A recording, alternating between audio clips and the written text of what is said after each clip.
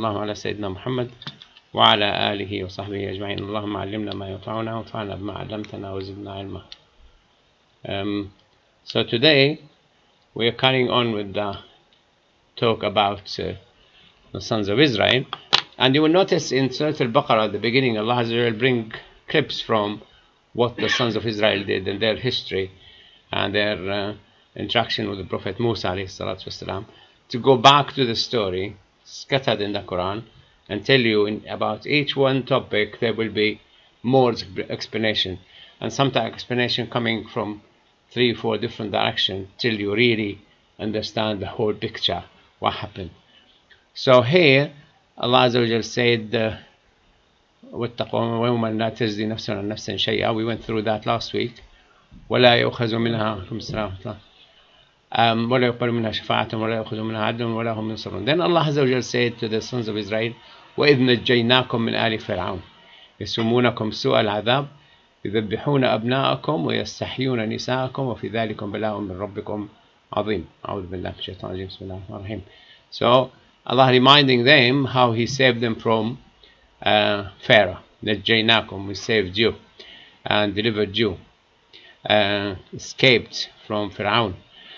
So I'd like to go and look into what Allah said about Pharaoh in the Quran. So when you go on screen the Quran, and I'll put that here, and let's say we want to screen what Allah said about Pharaoh. نجيناكم من آل فرعون.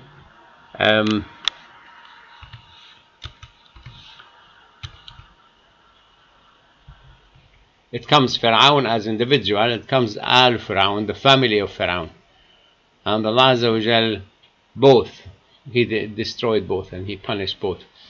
So here in Surah Al-Baqarah, when He started talking about نَجَّيْنَاكُمْ مِنْ آلِ فَرْعَوْنَ, and they continuously torturing you and punishing you, killing your children and keeping your wives alive to abuse them, and that was a great trial from Allah Azza wa Jal. And that's very, really very torturing for a long time. So they had enough. Allah Azza wa Jal saved them from Pharaoh. And then it comes in Surah Al-Baqarah, ayah 50, the one next to it, وَإِذْ فَرَقْنَا بِكُمُ الْبَحْرَ, that Allah split the sea in front of them. And like Furqan, فَرَقَ يَفْرُقُ فُرْقَان, Sha'ar, you make, take one side to the other side. Furqan, the Quran, came to split the falsehood from the truth, tells you what the truth, what's not true. So Furqan of Farooq, one with the name of Umar ibn Khattab, Farooq, because he's the one who was really very disciplined and he was able to split the falsehood from the truth and be very firm. In one occasion, 9 people, they gathered together and killed one person in Sana'a in Yemen, and he killed the 9, and because they all plotted to kill that person, each one had contributed to the killing. And he said, by Allah, if all Sana'a people contributed to killing that person, I would have killed all of them. So there's no joke with Umar al-Khattab. He was really. So when he was talking about tribulation, he was asking, there was asked Huzayfa ibn al-Yaman, because he was the person the Prophet ﷺ gave him his top secret information about the hypocrite and things. And then he said to him, will there be tribulation, fitna? He said, once you are alive, no. And then he said to him, between you and fitna there is a door. And Imam al-Khattab asked him, he said, will that door open or will it be broken? He said, no, it will be broken. This is what the Prophet ﷺ told Hudayfa ibn al-Yaman. Then Umar al-Khattab said, that will never be repaired again. There will always be fitna. So once Umar died, Abu Uthman ibn Affan became the Khalifa, then the fitna started. It was the end of hayat, of the life of Uthman. A never-ending story, continuously keep carrying on. So here, ahlan wa sahlan. If you have told me, I could have brought Muhammad Issam. We were there seeing it. So And then Allah mentioned Pharaoh in Surah Al-Imran, how they denied the signs of Allah and Allah destroyed them because of their sins. Then he spoke about Pharaoh in Al-A'raf, Surah Al-A'raf. ثم بعثنا من بعدهم موسى بآياتنا إلى فرعون. Allah sent Musa with his signs to Pharaoh and his people. وملأه. ملأه here, his top rank assistant and ministers. And Mala, al-Mala, what Mala means? Mala, where it comes from? From being full. Mala'a, yeah, Mala'a, you know, filled something. And al-Mala, why they call them al-Mala al-A'la? Because they fill your eye with their appearance. You get shocked. I mean, when the Queen's janaza funeral was taking place, people were shocked with all these great people and great display and great that Mala al-A'la. When you look at them, you forget everything else. Oh my God, look at the beauty. Look at the... So people have a certain ability to fill your eye with admiration or fear or whatever, or both sometimes. So وَمَلَأَهُ, so Allah sent Musa to Pharaoh and his people, the great people. And Mala al-A'la with Allah Azza wa Jal, when the Prophet ﷺ went and he met Mala al-A'la. وقال موسى يا فرعون إني رسول رب العالمين. Again came in Araf, dialogue between Musa and Pharaoh. And then came again in Surah Al-A'raf, وَجَاءَ السَّحَرَةُ فِرْعَوْنَ وَقَالُوا لَهُ. So he's telling us part of the story in Surah Al-Baqarah. Then he talked about it in Surah Al-Imran. Not a lot in Al-Imran, a couple of ayahs. And then he went to, one ayah in Al-Imran. In Al-A'raf there's 2, 4, 5, 6, 7, 8, 9.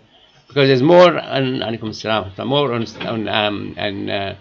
Ali Pharaoh and Musa in Al-A'raf. وقال الملأ من قوم فرعون إن هذا لساحر عليم. They said he is a great magician. وجاء السحرة فرعون قالوا إن لنا لأجرا.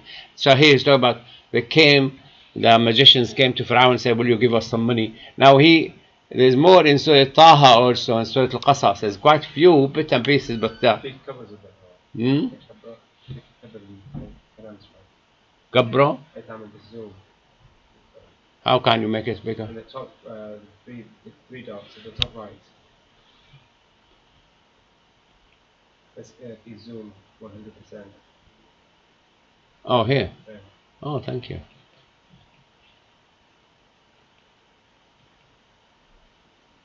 That will spoil. Yeah, will be a bit. Just make the window smaller.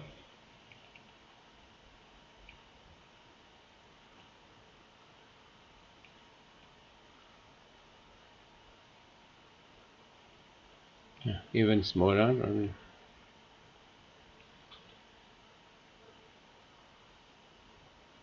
بدك تساوي الويندو نفسه أصغر. قصدي يعني مو هون.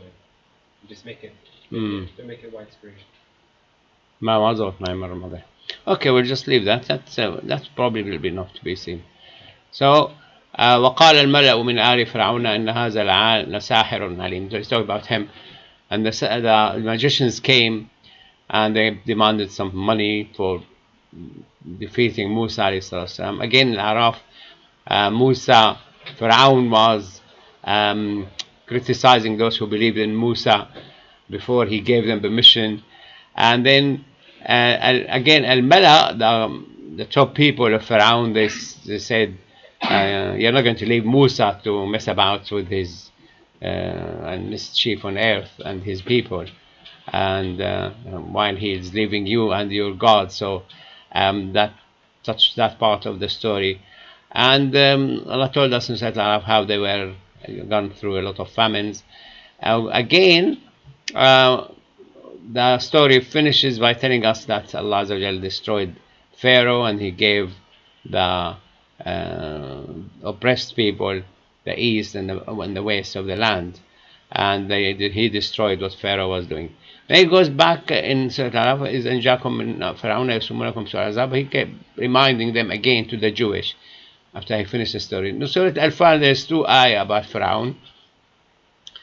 كدأب آل فرعون والذين من قبلهم كذبوا بآيات ربهم. Here كفروا بآيات الله فأخذهم الله بذنوبهم. Again here فأهلكناهم بذنوبهم. So it's always Allah destroy people because of their mischief, their disruption on earth. إن الله قوي شديد العقاب. And here he said, and we drowned the family of Pharaoh. In Yunus, Allah is telling us that he sent, after the other prophets, died of Ibrahim, Musa, Ibrahim, Ismail, Ishaq, Yaqub, he sent Musa and Harun to Pharaoh. And then he mentioned that in Surah Yunus in 3 ayahs, and he touched it. Obviously, we're not discussing the story of Musa, otherwise we could have put this in hierarchy, which ayah come first until you finish the whole story. When I produced the film on Musa, I did that. I went to a lot of different surah and brought the ayah which are relevant to the chronology of the sequence of events of Musa alayhi salatu wasalam. And I stopped after the sea split and Pharaoh drowned. In Surah Yunus again mentioned Musa, how many times? 4 times, 5 times. Then he went to Hud. He mentioned Musa once in Surah Hud, and then he mentioned in Surah Al-Isra Musa alayhi salatu wasalam, and he mentioned him twice.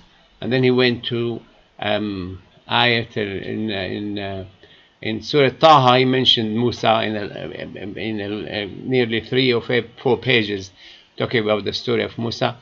In Mu'minun once, in Shu'ara 2 times, in Naml once, and Al-Qasas quite a lot on Musa as well. Ankabut 1 ayah.